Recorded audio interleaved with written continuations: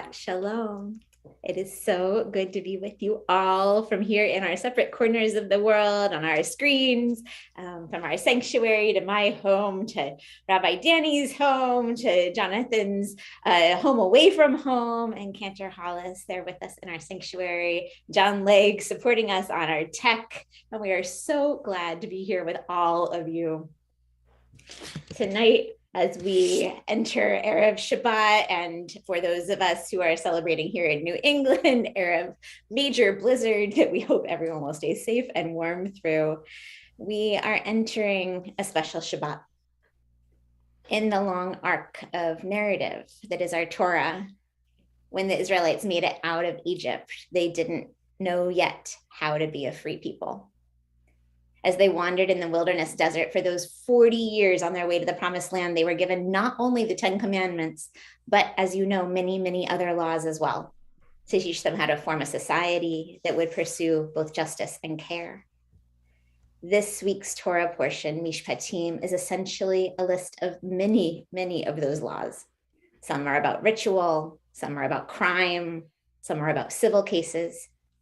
This portion is unique in the Torah, though, in that among those laws, Parshat Mishpatim acknowledges pregnancy. And it is because of how Parshat Mishpatim talks about pregnancy that Shabbat Mishpatim has come to be designated as Repro Shabbat, a Shabbat that is being marked by over 700 congregations and communities across the Jewish spectrum tonight and tomorrow, by talking about what our tradition teaches about reproductive freedom, health, and justice. As you may have heard from Rabbi Danny's powerful video message the other day, Cantor Hollis will be offering our sermon tonight about her own and her family's fertility journeys. We know that this is a sensitive topic for many of us. If you know that it may be hard for you to hear difficult stories about fertility and pregnancy, when we come to Cantor Hollis's sermon later in the service, you may want to turn off your sound or step away from your screen while she speaks. And then please do join us again at the end of the service. But that is ways away in our service. And if you can stay throughout, do, for the text of our tradition and the text that is our own lived experience in these bodies we call home, perfect the way we are and a little broken too. For now, we join together from across our screens in song and in prayer from our own small sanctuaries wherever we are, as we welcome the Shabbat angels with Shalom Aleichem on page 24.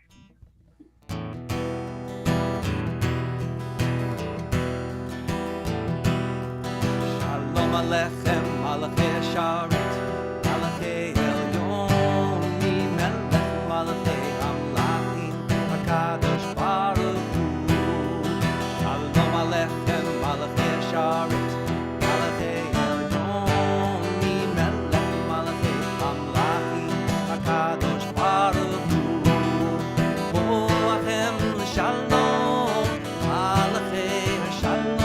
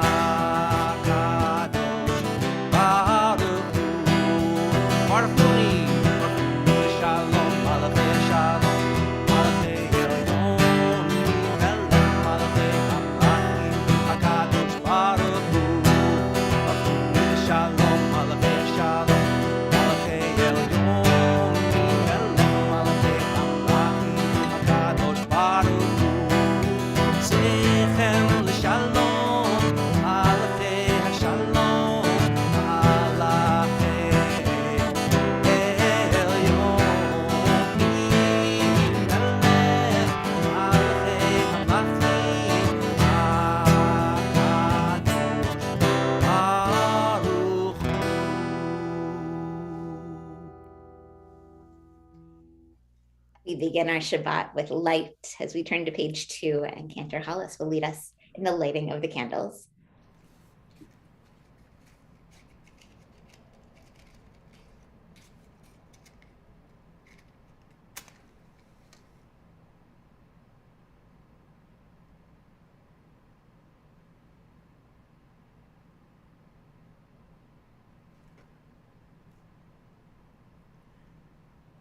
Baruch atah Adonai Eloheinu melech haolam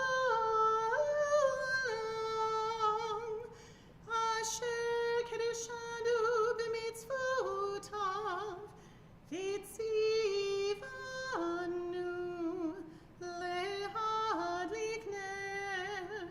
lehadlik ner shel Shabbat.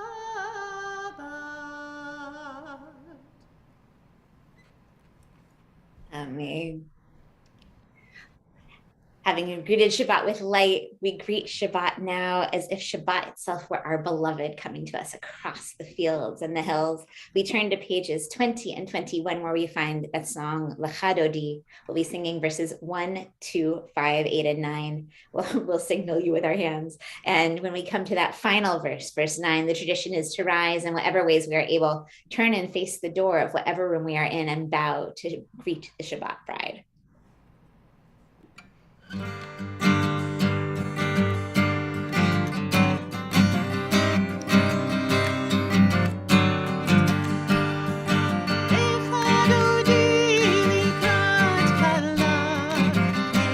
Shabbat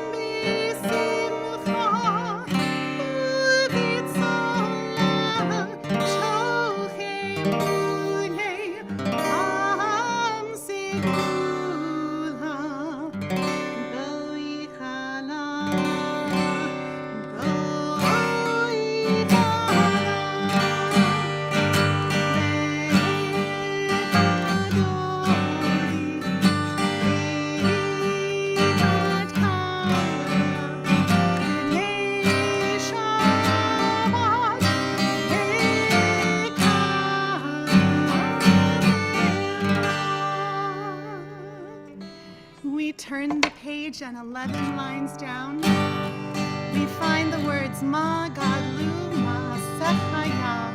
Hallelujah. Hallelujah. Hallelujah. Ma Gadlu Ma'asechaya.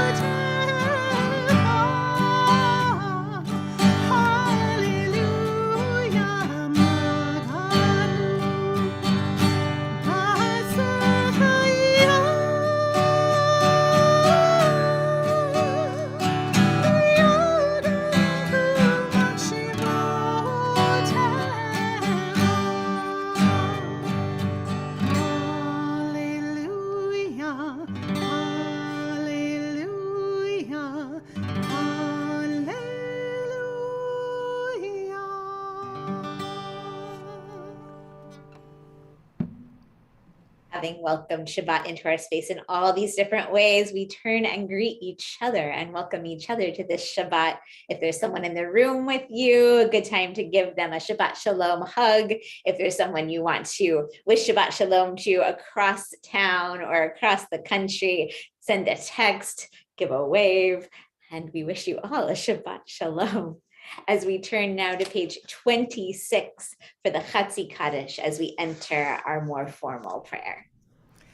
Yitgadal v'yitgadash shmei Rabbah, be'alma divrach tevi amlich malchutei, b'chai echon aviyom echon, uv'chai d'chol beit Yisrael, bagala, bagala, uv'izman kari v'himeru, amen. Yehi shmei Rabbah mevorach, le'olam olam me'amayha, yitbarach, yitbarach, v'yishtabach, v'yitpa'ar, v'yitromam, v'yitnaseh, v'yitadar, v'yitalei, v'yitalal, shemidi kudisha, brihu, leila min kol birchata v'shirata, tushbechata v'nechemata, damiran be'alma v'himeru, amen. We rise now as we are able in body or in spirit as we turn to page 28 for the Baruch Hu.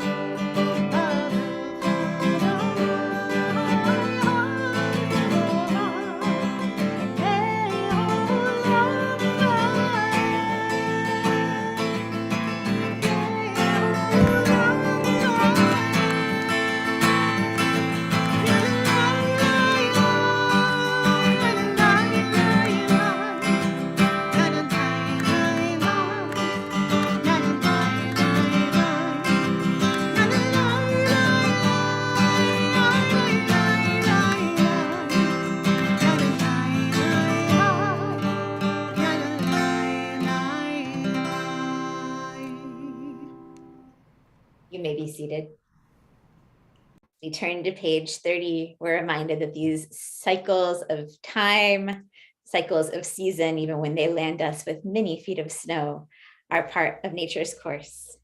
Baruch atah Adonai Eloheinu melech haolam asher bidvaro ma'ariv aravim v'chochma poteach she'arim uvitvuna meshenei itim umachalif et hazmanim umisader et hakochavim b'mishmerotehem barakia kirtzono borei yom v'layla golel or mipnei choshech v'choshech mipnei or uma'avir yom umevi layla umavdil ben yom uvein layla Adonai tzivot shemo El Chai v'Kayam Tamid Yimloch Aleinu Leolam Va'ed Baruch Ata Adonai Hama'ariv Aravim. Baruch Ata Adonai Hama'ariv Aravim. We turn the page. Wisdom and wonder, passion and instruction, story and symbol. All these things your Torah gives to us. And the more we devote ourselves to it, the more it grows and gives. What could be a truer token of your abiding love than this holiest of your works and the living language that gives it form? Baruch atah Adonai Ohev Amo Yisrael.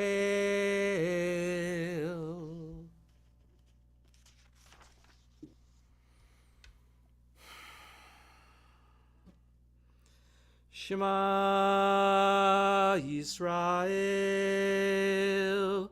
Adonai Eloheinu, Adonai Echad. Baruch Shem Kevod Malchuto Leolam Vaed. ואהבת את אדוני אלוהיך בכל לבבך ובכל נפשך ובכל מאודיך והיו הדברים האלה אשר אנוכי מצווך היום על לבביך ושיננתם לבניך ודיברת בם בשבתך בביתך ובלכתך בדרך ובשוכבך ובקומך וקשרתם לאות על ידיך והיו לטוטפות בין עיניך וכתבתם על מזוזות ביתך ובישעריך למען תזכרו ועשיתם את כל מצוותיי Vitem kedoshim leloechem,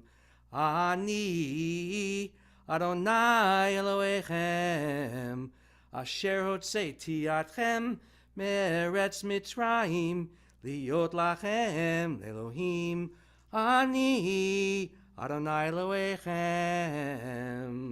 Adonai Elohechem emet. Standing on the parted shores of history, we still believe what we were taught before ever we stood at Sinai's foot, that wherever we go, it is eternally Egypt, that there is a better place, a promised land, that the winding way to that promise passes through the wilderness, that there is no way to get from here to there, except by joining hands, marching together. We turn to page 40 now for Micha Mocha, our song from the far side of the sea, which we sang to celebrate our freedom.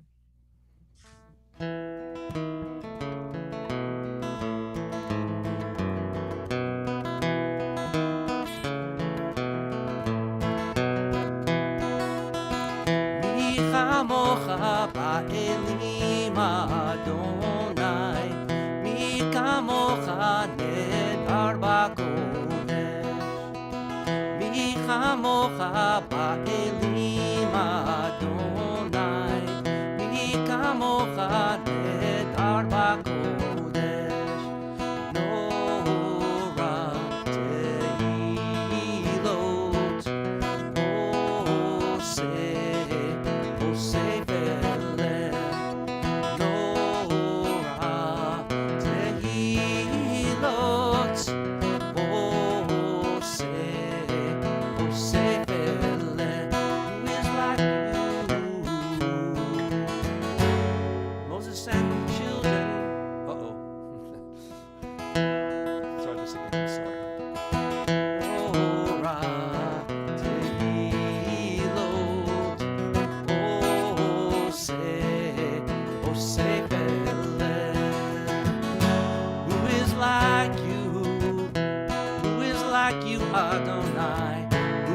like you, Adonai. Moses and the children crossed the sea, sang to you with songs of joy. Who is like you, Adonai?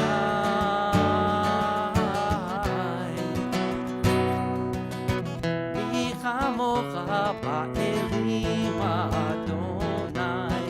Mi kamocha nedar b'kodesh. Norah tehilot oseh ve'eleh. Who is like you, Adonai? Who is like you, mi chamocha?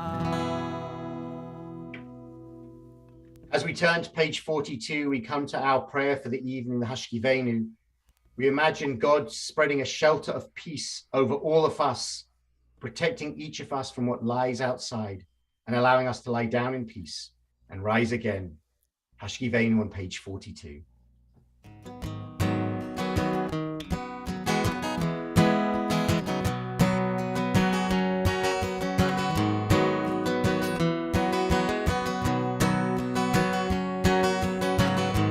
Hashkivenu Adonai, Eloheinu leshalom. Hamidenu shomreinu lechayim. Hashkivenu Adonai, Eloheinu leshalom. Hamidenu shomreinu lechayim. Spread the shelter of your peace over us. Guide us in wisdom, compassion, and trust. Hashkivenu Adonai, Eloheinu leshalom. Hamidenu lechayim. Save us for the sake of your name. Shield us from hatred, sorrow, and pain. Hashkivenu Adonai, Eloheinu leshalom. Hamidenu shomreinu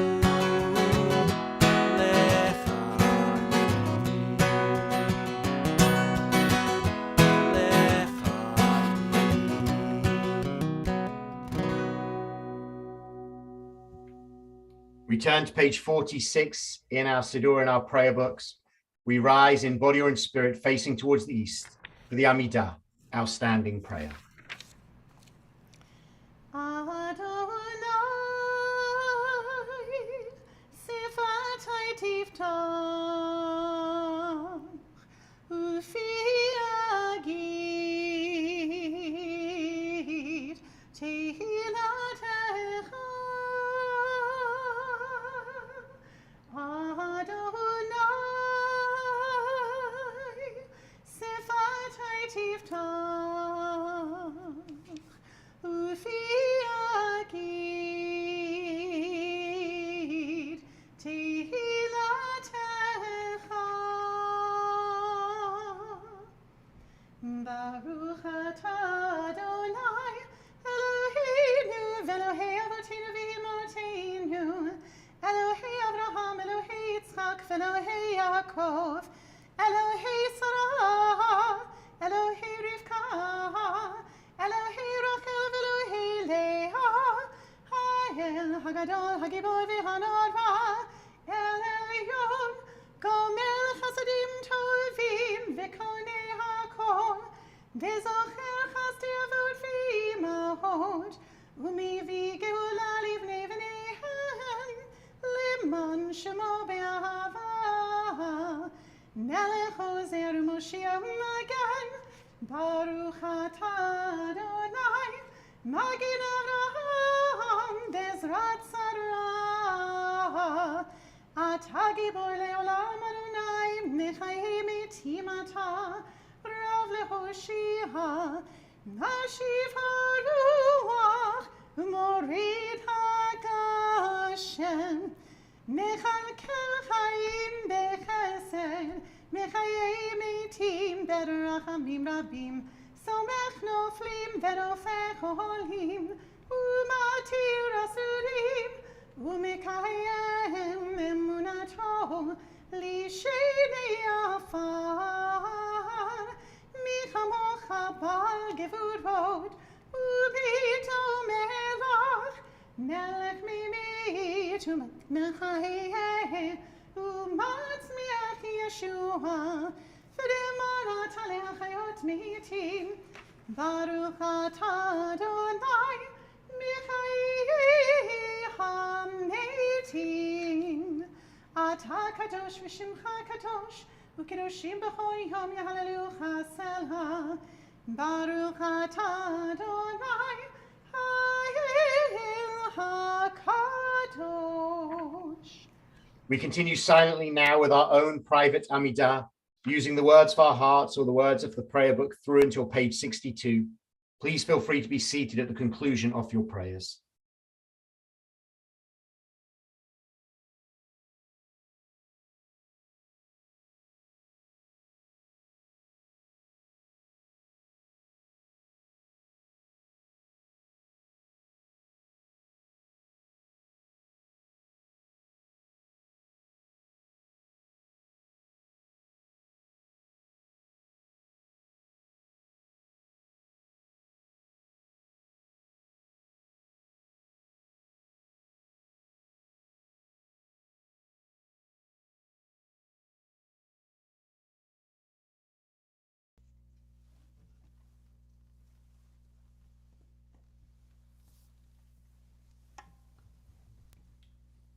Who's doing the sermon?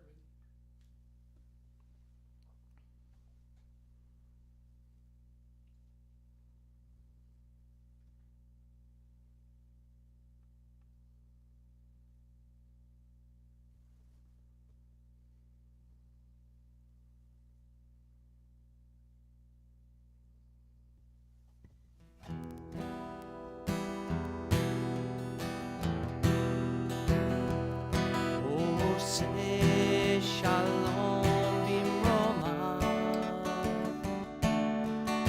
Booyah, say shalom aleinu. Ve'al kol Yisrael. Ve'al kol yoshvei tevel. Ve'imnu, ve'imnu. Amen. Oh, say shalom b'roma. Booyah, say shalom aleinu. Ve'al kol Yisrael. Ve'al kol yoshvei tevel. Ve'imnu, ve'imnu. Amen.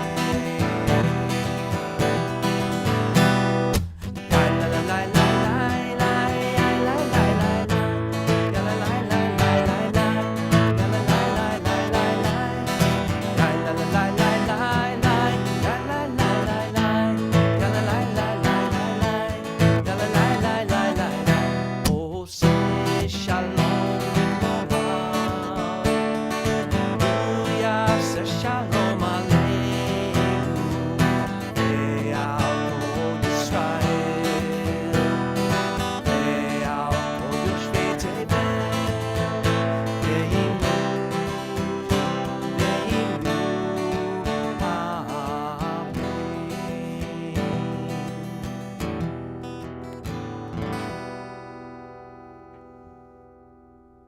As we turn now to page 253 in our Siddurim, we know that while Shabbat is a day of joy and celebration, There are also those amongst us who are suffering, those in need of healing of the mind, body, soul, or spirit.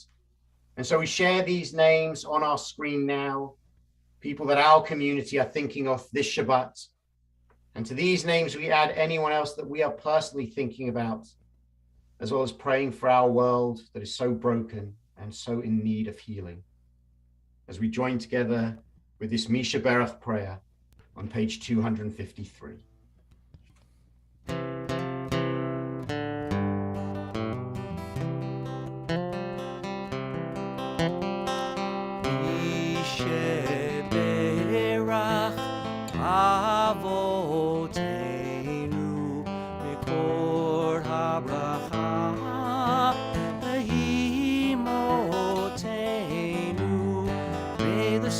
Of strength, who bless the ones before us, help us find the courage to make our lives a blessing. Let us say Amen.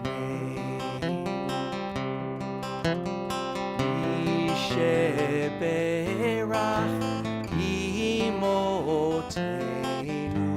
Mikor HaBracha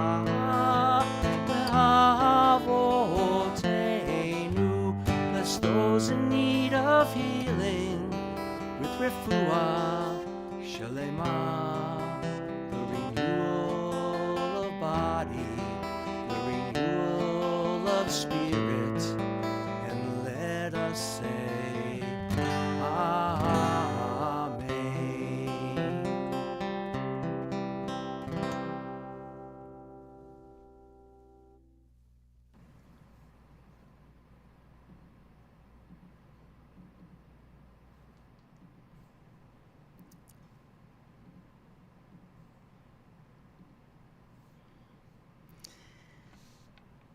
I wanted nothing in the world more than to be a mother.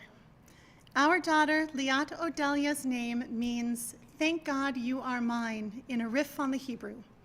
Jeff and I bless the heavens that she and her older brother Gavi are ours. Their births healed the Gavi and Liat-shaped holes in our hearts that echoed with hollow longing until these two kids arrived to fill that space with the exuberant chaos of their vibrant selves. They were hard to come by. It took 6 pregnancies to have our 2 children.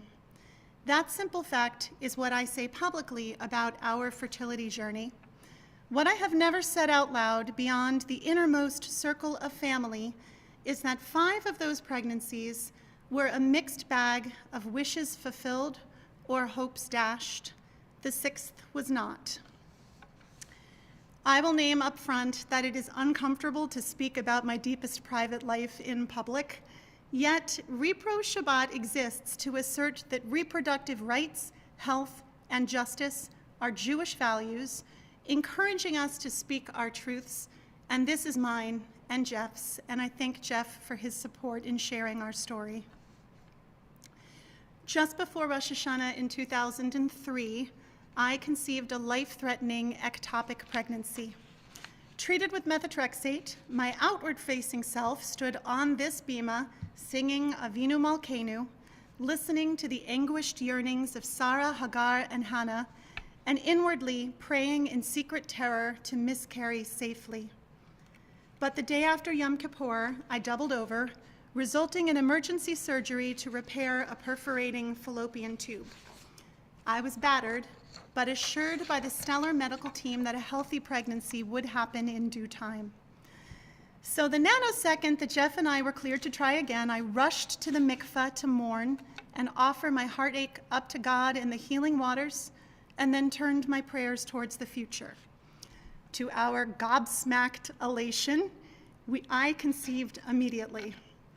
The doctor spun that little wheel to give us a due date of the following Kol Nidre. I remember an OBGYN stationed in the front row as I again led Rosh Hashanah prayers, this time at full term, and Gavi was born 5 days later. I was home sleeplessly nursing him on Yom Kippur, the cycle of a year of loss and life complete. The Gavi-shaped hole in my heart, now filled by a glorious Wildechaya, wild animal of a kid, we got to work on civilizing him with a sibling. Happily, I conceived again, but near the end of the first term, I began to bleed. Despite a reassuring ultrasound, it devolved into what appeared to be a hemorrhage, ending this third pregnancy with another brush with mortality emergency surgery. We were devastated and undeterred. I conceived a fourth time, and the hormone levels were not good. If it couldn't end well this time, I prayed, please God, just let it end peacefully. And it did. There was no heartbeat at the 8-week ultrasound. While in the past, staying pregnant had been the holdup, the new challenge became getting pregnant. After several years of reproductive endocrinologists, infertility support groups, and a diagnosis of unrelated bad luck, bad was not actually the word the doctor used, we conceived our girl. When she came into the world, that empty space in our hearts evaporated into mist, and we poured a river of gratitude into the universe, hence her name. I found healing in accompanying others who needed a hand to hold on their own reproductive paths, and especially in helping to found an organization called Uprooted, a Jewish communal response to fertility journeys, a resource I'm very proud to share with anyone looking for support in building their family. I wished it had existed as I was struggling to build my own. And then, unexpectedly, after all of those years of rumbling with a reproductive system that refused to politely cooperate, and while still nursing my daughter, I became pregnant for the 6th time. Now, I need to stop and say that all of this was the silent backdrop of my life. In the foreground, I was a wife, a mother, and a devoted spiritual leader. Jeff was a cantor at another synagogue while also training as a hospice chaplain. Our tsuris, troubles, played out unseen alongside the pressure of being a full-time working mother in an expensive part of the world with astronomical childcare costs, with a preschooler who refused to sleep, an infant, and no family whatsoever nearby.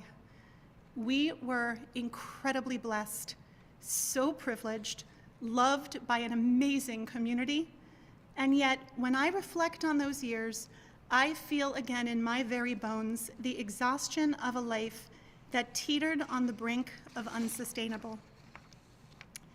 I can only begin to imagine the agony of those with fewer resources facing the same dilemma without the legal, financial, or logistical means to make what they know to be the only right choice for themselves. Now, as I look back, although we deliberated, counseled with a rabbi, and took time to be certain, the decision to terminate that 6th pregnancy hardly felt like an actual choice. The Gavi and Liat-shaped holes in my heart were gone. There was no familiar aching space. Yet, a new cavernous sinkhole of fury blew open over the fact that even had I permitted myself to contemplate having a 3rd child, I could see no healthy path to embracing one, given the reality of our lives, after all of the wishing and bruising just to become a mother. That bitterness still stings. Without quality, affordable, full-time childcare, or a local family support network, my mental and physical well-being were already tenuous.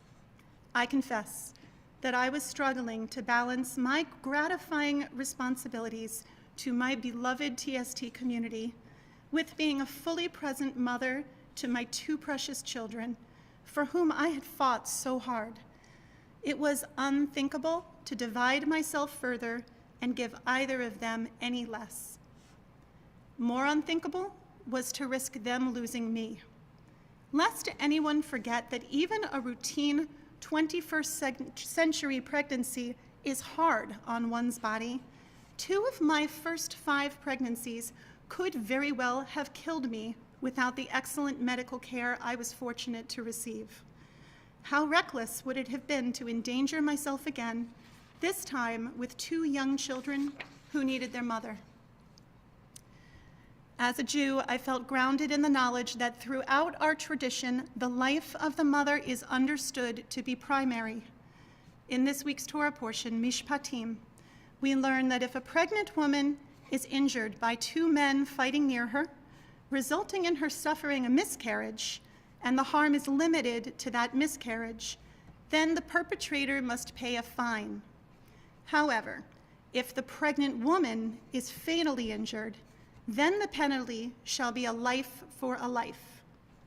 From this, rabbinic tradition held that according to the Torah, the loss of the fetus was not a murder, as the fetus was not yet a person.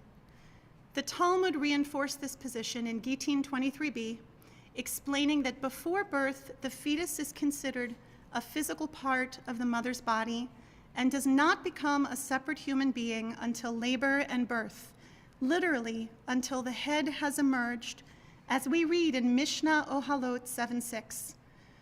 Over the centuries, prevailing Jewish law has reasserted that life does not begin at conception, a fetus is not yet a person, and the primary concern must be the life and well-being of the pregnant mother. The real-life consequences of violating this mandate of my Jewish faith hit me again with full force a few weeks ago when I read of a woman in Texas with an ectopic pregnancy who was denied legal medical care due to the confusion and fear caused by the abhorrent abortion law still in effect as I speak. She traveled for more than 12 hours before obtaining the life-saving medical treatment she was constitutionally entitled to receive. I remember too well being in her exact same condition. I did not have 12 hours. How many others don't?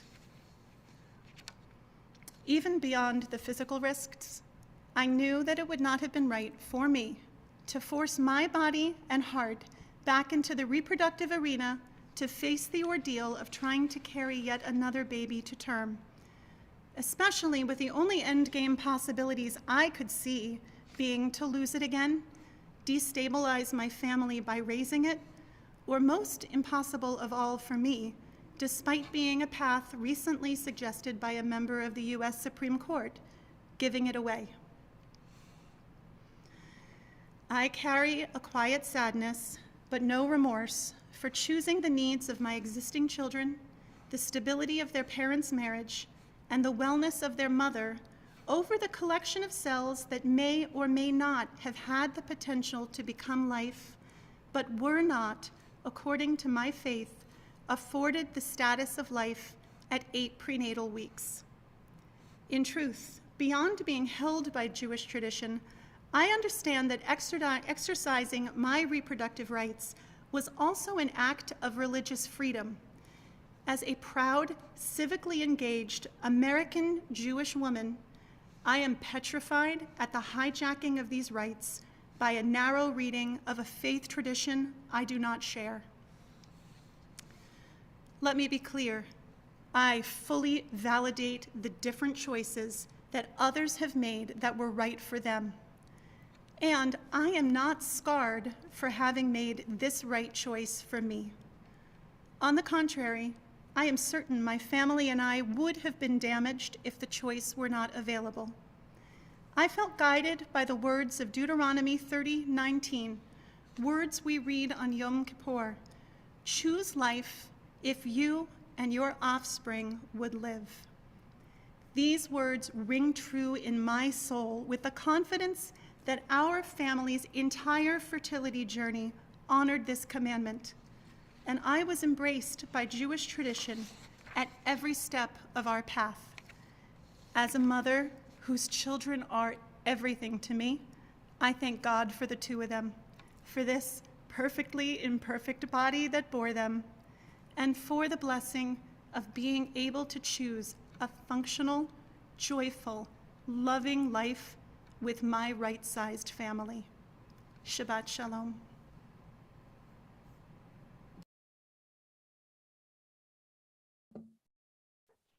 Yasher Koach. We all know how powerful it can be when a person shares their story. It's not easy to stand on the bimah and share our private and personal selves. Tonight, thank you, Kantaholis, for the gift you have given our community by sharing your story to help enrich each and every one of us. Through your personal story, you've taught us about the Jewish response to this important issue. And I'm sure that in seeing you on the screen, you will encourage others to share their stories. If you do want to speak to any member of the clergy about this important subject, either to share your own story or to get involved in the Jewish response to this issue, please do reach out to one of us. It's said that one story is like a pebble in the pond, making the kind of ripples that can turn into big waves of change. Tonight, Kantaholis, thank you for creating these ripples in our TST pond. We look forward to witnessing the waves that will follow, inspired by your words. As we return now to our liturgy and think of the world as it could be, we turn to Aleinu on page 282, rising in body or in spirit and facing towards the east. Aleinu l'shabeach l'adon hakol, latet gedula leotzer bereshit, shelo asanu kegoye haratzot, velo samanu k'mishpachot ha'adama, shelo sam chelkenu kahem, vego aleinu. Kechol hamonam, v'anachnu korim, umishtachavim umodim, lifnei melech, malchei hamlachim, hakadosh baruch hu, l'taken olam b'malchut shaddai, v'ne'emar, v'haya Adonai, l'melech al kol haaretz, bayom hahu, bayom hahu, yeh Adonai echad, ushemo, ushemo, ushemo echad. As we turn to page 294, we never conclude a service without sacred memory, remembering our loved ones who are no longer with us. This Shabbat, we remember the yard sites of Marsha Axelrod, Sam Belletz, Roger Blair, Ida Boverman, Harry Bronstein, Edgar Brummel, Norman Gadol, Esther Green, Max Hans, Max Kimiatic, Ethel Kimiatic, Sidney Krasnu, Alan Samuel Mayer, Robert Caesar Mish, Gertrude Mishara, Lillian Podolsky, Robert Safran, Lillian Salomon, Benson Sheff, Val Sherman, Sid Sieber, Jack Simensky, Maxine Shumsky Sperling, Abraham Swartz, Lottie Swartz, Arnold Tofius, Henry Weisberg, Eleanor Whitman, Betty Zeskind, and Irving Zieper. And during the month of Shloshim, we remember Samuel Jacob Foreman, the son of Bruce and Carrie Foreman and the brother of Ben Foreman. If there are other names that you're thinking of at this time, take this moment now to name them out loud.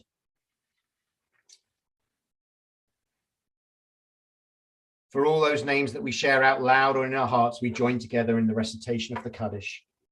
Yitgadal v'yitkadash shemei Rabbah, v'almadi v'rachirutei v'amlich malchutei, v'chayachonu v'yamechonu v'chayei d'chol Beit Yisrael, v'agalau v'zman kariv v'imru amen, Yehei shmei Rabbah mavorach lalam ulmei almaya, Yitbarach v'yishtabach v'yitpa'a v'yitromam v'yitnaseh, v'yitada v'yitalei v'yitalal shmei d'kudsha brichu, Le'ela min kol birchata v'shirata, tushbechata v'nechemata, da'amiran ba'alma v'imru amen.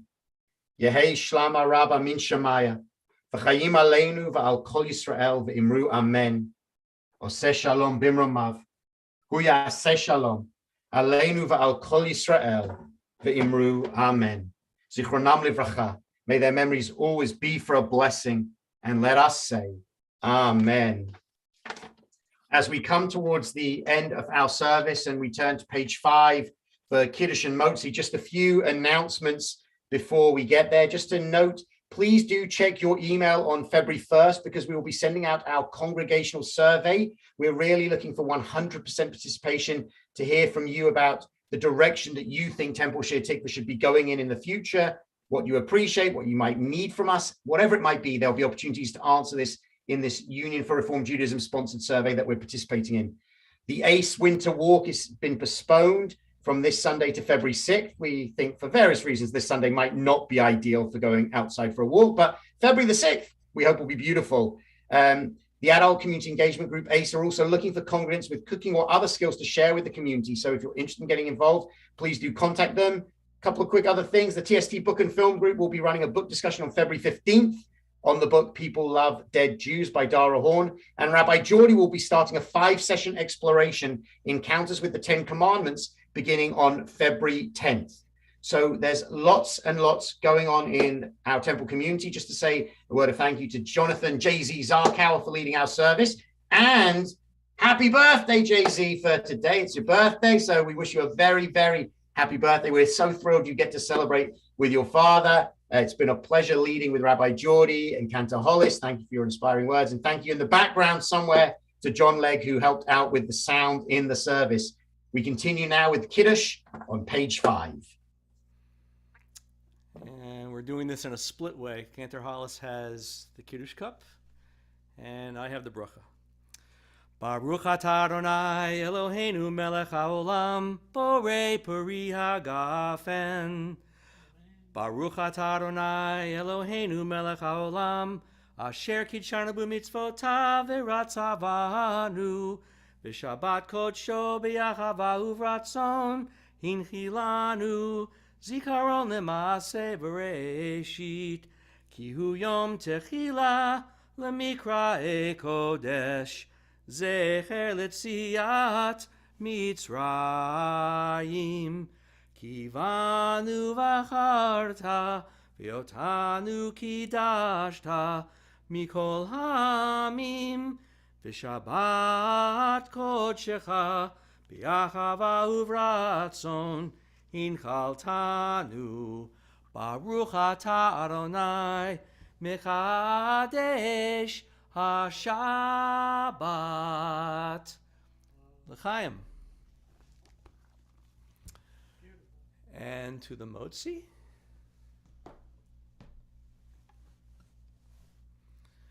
Baruch atah Adonai Eloheinu melech haolam hamotzi lechem min haaretz. Amen. Shabbat shalom, stay warm, good luck with the snow, and we'll see you soon. Yalai, lalai, lai, yalai, lalai, lai, yalai, lalai, lai, yalai, lai, yalai, lalai, lai, yalai, lalai, lai, yalai, lalai, lai, yalai, lai, yalai, lalai, lai, lai, lai, lai, lai, yalai.